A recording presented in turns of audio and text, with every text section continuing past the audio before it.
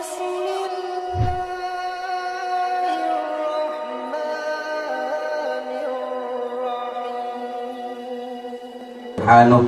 المبسوط في الوجود كرمه وإحسانه. اللهم صل وسلم وبارك وكرم وعظم على نور الأنوار وسر الأسرار وترياك الأخيار ومفتاح باب اليسر سيدنا ومولانا محمد المختار وآله الأطهار وأصحابه الأخيار عدد نعم الله وإفضاله. أما بعد. Yang saya cintai, yang saya muliakan, para alim ulama, para habaib, para kiai, para asatid, segenap tokoh masyarakat dan aparat pemerintah. Wabil khusus guru kita Da'i ilallah, Sahibul Bait, Sahibul Hajat, Kiai Haji Fakhruddin Al-Bandani. Semoga Allah Subhanahu wa taala panjangkan umur beliau, Allah sehatkan ruh dan jasmani beliau beserta seluruh para alim ulama. Hadirin hadirat, bapak-bapak, ibu-ibu, pemuda-pemudi umat baginda Nabi besar Muhammad, pecinta-pecinta Al-Imam Al-Habib Abdullah ibn Ali Al-Haddad. Alhamdulillah, segala puji dan syukur kehadirat Allah Subhanahu wa taala, karena pada kesempatan yang mulia ini, di waktu yang mulia ini, Allah Subhanahu wa taala memberikan kepada kita nikmat. Allah Subhanahu wa taala berikan kepada kita hidayah sehingga kita bisa berkumpul duduk di majlis yang mulia ini, menggunakan waktu kita yang masih ada dengan memperbanyak ibadah kepada Allah, dengan membasahi lidah kita dengan berzikir, dengan berkumpul dengan para ulama, berkumpul dengan orang-orang soleh. Kita duduk di majlis yang mulia ini, berkumpul dengan para ulama, berkumpul dengan orang-orang soleh. Ini adalah satu karunia yang besar. Ini adalah satu nikmat yang agung dari Allah Subhanahu wa taala. Saudara-saudara sekalian yang dimuliakan oleh Allah Subhanahu wa taala, kita memiliki waktu kita gunakan dengan sebaik-baiknya. Bagaimana para ulama, para aslafun as-salih, bagaimana mereka menghidupkan waktu mereka, bagaimana mereka tidak menyia-nyiakan waktu mereka dengan urusan-urusan yang tidak bermanfaat. Karena mereka tahu waktu mereka kemarin yang telah berlalu bukan milik mereka, dan waktu yang akan datang bukan milik mereka. Waktu mereka apa? Ya sekarang ini waktunya mereka. Mereka tidak tidak panjang angan-angannya mereka, besok saya bakal hidup, tidak seperti itu. Sayyidina Ali radhiyallahu anhu, beliau ditanya, "Ya Imam Ali, kenapa engkau begitu khusyuk dalam beribadah kepada Allah? Kenapa kau begitu khusyuk dalam sholat?" Apa kata beliau? "Karena aku selalu menganggap sholatku ini adalah sholat yang terakhir. Aku tidak berharap besok aku masih hidup, tidak. Aku menganggap ini adalah sholatku yang terakhir." Bagaimana mereka menggunakan waktu mereka? Al-Imam Al-Habib Abdullah bin Husain bin Tahir, beliau pengarang qasidah Ya Arhamar Rahimin. Beliau pernah satu waktu dikasih jam tangan oleh muhibbin, oleh pecinta beliau. Ketika beliau dikasih jam tangan, kemudian sudah beberapa saat kemudian datang lagi di muhibbin berkata, "Habib, jam tangan yang dulu saya kasih mana?" "Oh ada." Ketika dilihat, "Loh Habib, ini kok jam tangannya mati?" "Iya, saya tidak tahu bagaimana cara menghidupkannya." Dilihat sama muhibbin itu, sama yang ngasih jam tangan, "Oh Habib, ini Habib harus ganti baterainya." Apa jawab beliau? Apa jawab seorang manusia yang tidak pernah menyia-nyiakan waktunya? "Aku tidak punya waktu untuk mengganti baterai jam tangan." Waktu beliau gunakan untuk beribadah kepada Allah Subhanahu wa taala. Bahkan untuk mengganti baterai jam tangan, beliau tidak punya waktu, saudara-saudara. Al-Imam Al-Habib Ahmad bin Hasan Al-Attas, beliau pernah berkata, "Aku pernah menemukan catatan dari seorang wanita yang berbangsa Al-Amudi, dari kabilah Al-Amudi. Wanita itu menulis syarah kitab manhajnya Al-Imam Subki, itu ada 6 jilid, dengan tangan beliau. Di akhir tulisan beliau berkata seperti ini, "Mohon maaf jikalau, tolong mohon diberikan uzur jikalau ada kata-kata yang salah, karena aku menulis tulisan ini dalam keadaan menyusui." Lihat bagaimana wanita di sana. Bahkan dalam keadaan menyusu, tidak mau dia buang-buang waktunya, saudara-saudara. Bahkan beliau gunakan untuk menulis syarah kitab manhaj Al-Imam Subki. Apa kata Imam Ghazali? "Waktu, umur itu adalah modal utamaku. Waktu, umur itu modal utamaku. Jikalau aku kehabisan waktuku, Jikalau aku kehabisan umurku, habis sudah modalku. Oleh karena itu saudara-saudara, gunakan kamu punya waktu beribadah kepada Allah. Jangan kamu sia-siakan dengan urusan-urusan yang tidak bermanfaat. Bagaimana keadaan mereka orang-orang soleh menghidupkan waktu-waktunya? Al-Imam Al-Habib Muhammad Ibn Ali Maula Aidid, bainal maghrib wal isya, di antara maghrib dan isya beliau membaca Qul huwallahu ahad surat Al-Ikhlas 25.000 kali. Tidak, beliau baca 3.000 kali. Al-Imam Al-Habib Abdullah bin Husain bin Tahir setiap hari beliau baca La ilaha illallah 25.000 kali. Al-Imam Al-Habib Abdullah bin Al-Haddad di masa kecilnya beliau, setiap hari beliau salat sunnah 200 rakaat. Al-Imam Ali Zainal Abidin setiap hari salat sunnah 1000 rakaat, diikuti terus oleh anak cucu beliau Muhajirullah Ahmad bin Isa, Faqih Muqaddam Muhammad bin Ali Ba'alawi. Waktu kita sia-siakan saudara-saudara untuk urusan-urusan yang tidak bermanfaat. Syekh Abu Bakar bin Salim 40 tahun beliau salat subuh dengan wudu isya. Al-Imam Muhammad Maulad Dawilah 25 tahun beliau salat subuh dengan wudu isya. Ini keadaan mereka orang-orang saleh. Kamu, saya dan kalian, kita salat subuh dengan wudu duha.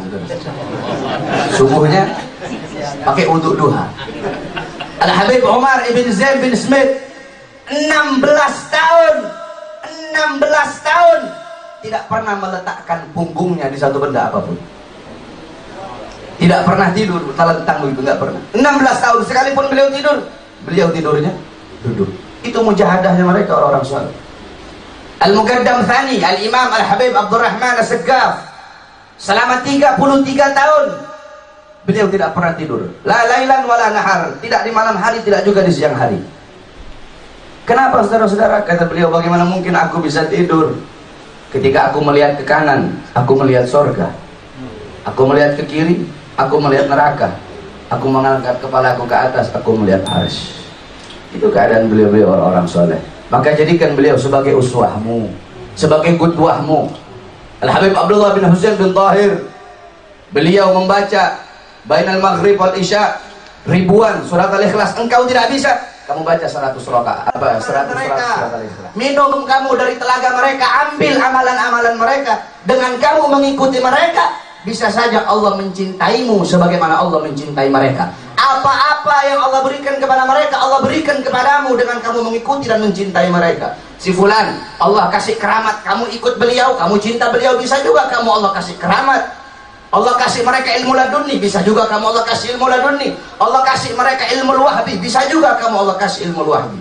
Di Sulawesi, kami punya guru Al-Habib Idrus bin Salim Al-Jufri, guru tua pesantren Al-Khairat. Saya 12 tahun mondok di sana. Itu beliau, ini zaman dulu beliau itu punya satu murid namanya Haji Abdul Rahim. Ini muridnya taat, nurut sama Habib Idrus. Sampai-sampai saudara-saudara, itu Al-Khairat dulu kan bangunannya dari kayu semua, tapi tingkat. Itu Habib Idrus kantornya di bawah, ini Haji Abdul Rahim di atas. Kalau Habib Idrus panggil Rahim, dia loncat, nggak mau lewat tangga. Kenapa? Nggak mau buat Habib Idrus nunggu kelamaan. Dia loncat dari atas, langsung loncat ke bawah pas di depan kantor. Nah, itu saudara-saudara, pernah satu waktu beliau Habib Idrus dan muridnya ini berlayar di kapal. Ketika berlayar, tiba-tiba di tengah laut lepas, itu imamah sorban Habib Idrus jatuh. Sorban Habib Idrus jatuh ke laut.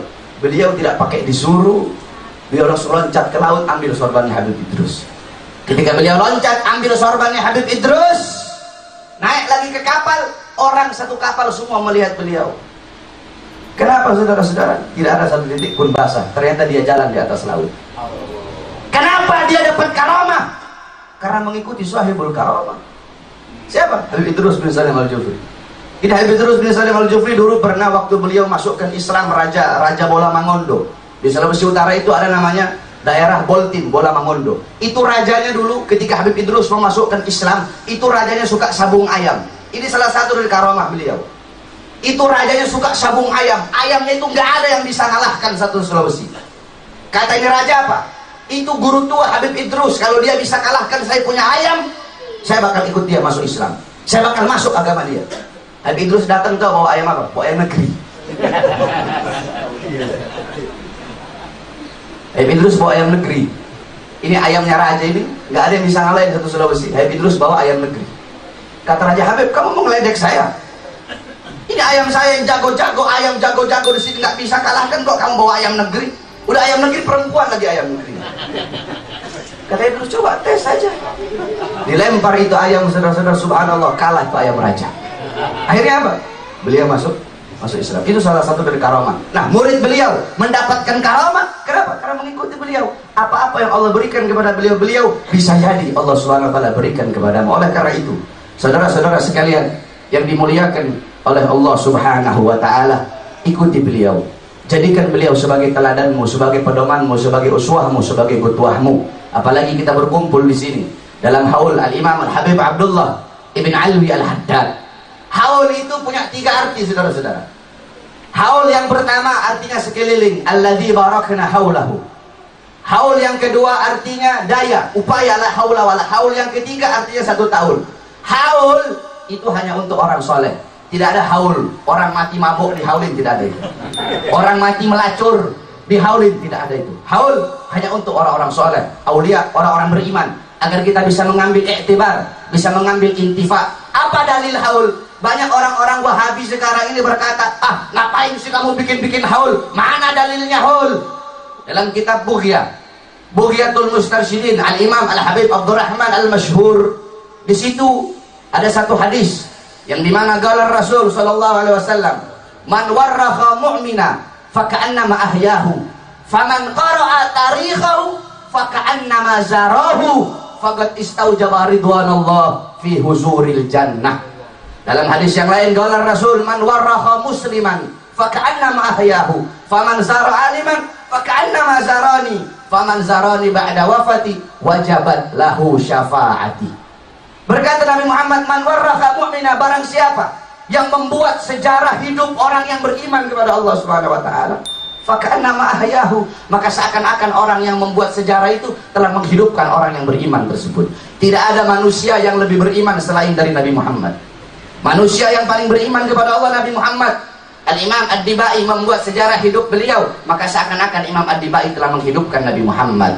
Al-Imam Barzanji membuat sejarah hidup Nabi, maka seakan-akan beliau telah menghidupkan Nabi Muhammad. Al-Habib Ali bin Al-Habib Ali bin Muhammad Al-Habsyi membuat sejarah hidup Nabi, maka seakan-akan beliau telah menghidupkan Nabi Muhammad. Al-Imam Ibnu Jarir At-Tabari membuat sejarah hidup Nabi, maka seakan-akan beliau telah menghidupkan Nabi Muhammad. Al-Habib Muhammad bin Alwi Al-Maliki membuat sejarah Isra Mi'rajnya Nabi dalam kitab Al-Anwar Al-Bahiyahnya, maka seakan-akan beliau telah menghidupkan Nabi Muhammad SAW. Engkau membuat sejarahnya Imam Habib Abdullah bin Alwi Al-Haddad, membuat manakibnya, maka seakan-akan engkau telah menghidupkan Imam Habib Abdullah bin Alwi Al-Haddad. Faman qara'a tarikhahu, dan barang siapa yang membaca sejarah hidup orang-orang yang mukmin tersebut, membaca sejarah hidup orang-orang yang beriman, faka'annama zarahu, maka seakan-akan engkau telah berziarah. Seakan-akan engkau telah berkunjung kepada orang yang beriman tersebut. Ente baca kitab Ghayatul Qasad wal Murad, maka seakan-akan ente telah berziarah kepada Imam Al-Habib Abdullah bin Alwi Al-Haddad. Maka Allah akan anugerahkan dengan dimasukkan ke dalam surganya Allah Subhanahu wa taala. Loh, kan Habib Abdullah Haddad udah meninggal, Al-Imam Ghazali udah meninggal, Asy-Syabil Hasan Asy-Syadzili udah meninggal, Habib Ali bin Muhammad Habsyi udah meninggal. Ngapain kita mau ngapain kita mau kholid? Ngapain kita mau ambil pelajaran dari mereka?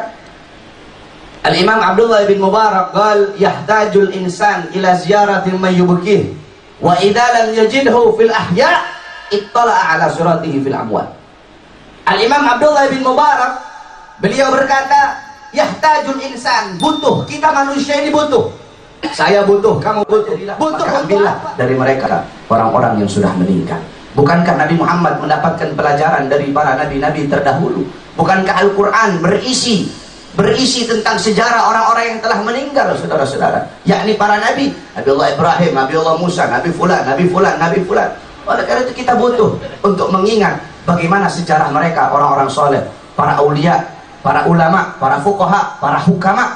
Kita duduk di sini mengenang Habib Abdullah bin Alwi Al-Haddad. Habib Abdullah bin Alwi Al-Haddad adalah orang yang hidup selama-lamanya. Famal hayat illa li ahlil ilm.